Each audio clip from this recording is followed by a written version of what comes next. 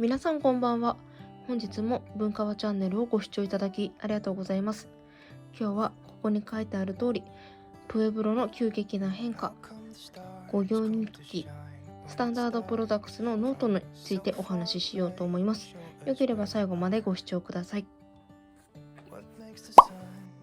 まずは一番上に書いてあるプエブロの急激な変化についてお話ししたいと思います。私は去年の9月からプロッターのプエブロシリーズのグリーンの M5 サイズを使っています。ご覧の通りめちゃくちゃぷっくりしているんですけれども、普段はカードケースとして使用しています。カードがたくさん入っているのでめちゃくちゃパンパンの状態です。手帳のように毎日使うものではないんですが、なるべく頻繁に触るようにしています。プエブロは割と経年変化の早い革と言われておりまして、購入当時の新品の時は革の表面が割とザラザラとした触り心地でした。今もまだザラザラ感は残っているところは残っているんですが、そのザラザラ感が少なめになってきています。購入して割と早い段階でそのザラザラ感が減ったんですけれども、そこから変化っていうのは割と感じにくくなっていました。ただここ最近でですね、急激に変化がありました。それがですね、今この画面のアップで映っているところ、2箇所だけ周りの緑とか白とかとは違うちょっと濃い色になっている筋みたいのが入っていますよね。そしてこの裏側にもちょこっと点みたいな感じで、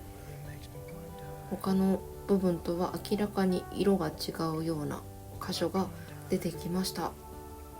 この動画を撮影しているのが1月の4日の夜なんですけれども、前日の1月3日の日に私東京駅の方に出かけてきました。その時にこのカードケースを持ち歩いているんですね。普段はこのカードケースに入っているカードを必要なものだけ抜き出して財布に移し替えて使っているんですけれども、1月3日の日は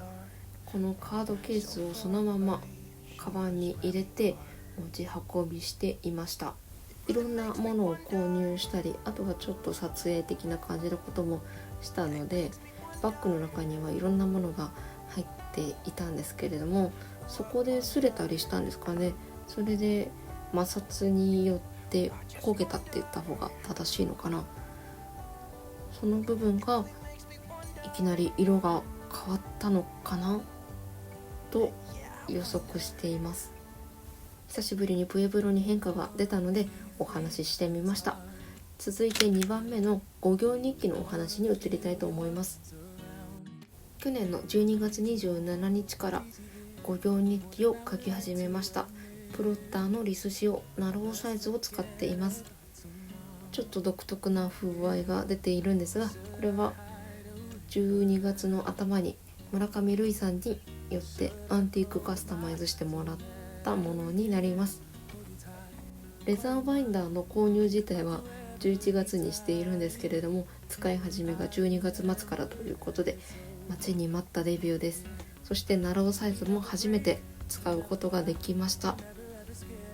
撮影は1月4日にしていますが、この音声の収録別撮りで1月7日に行っています。使い始めてだいたい2週間くらい経つんですけれども、今のところ挫折せず続いています。毎日ちゃんとかけています。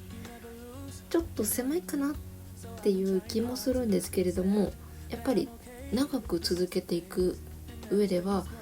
これぐらいなら続けられるかなっていうサイズ感かもしれませんね。見開きの右側と左側ページにまたがって1日分なので、書くときにリングから外すっていうのがちょっとめんどくさくて、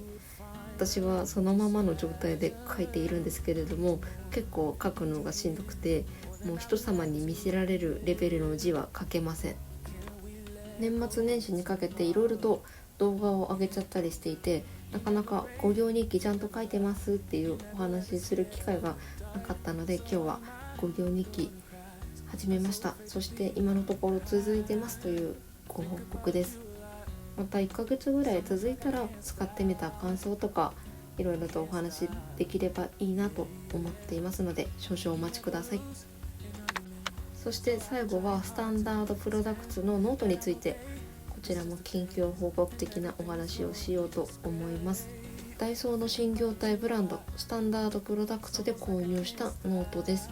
書き心地にこだわった国産のノートということで、私ノートたくさん持っていたので減らしたいと思っていたんですが、ちょっと気になって購入したノート。書き心地の良さというのは私には正直よく分かりませんでした。結構裏抜けがあまりしないっていうのはすごいなと思ったんですけれども、じゃあこのノートじゃなきゃダメかって言われたら、別にこのノートじゃなくてもいいっていう結論だったんですよね。そして使い道としては、プロッターとかいろいろと動画でレビューするようなもののタグを貼り付けるノートとなりました。私は試し書き程度しかしていませんが、ちゃんとノートとして活躍させていれば書き心地の良さとか分かってきたのかもしれませんね。というわけで今日はこのプエブロ、そして5行日記、スタンダードプロダクツのノートの近況報告についてのお話でした。最後までご視聴ありがとうございました。また次の投稿をお楽しみに。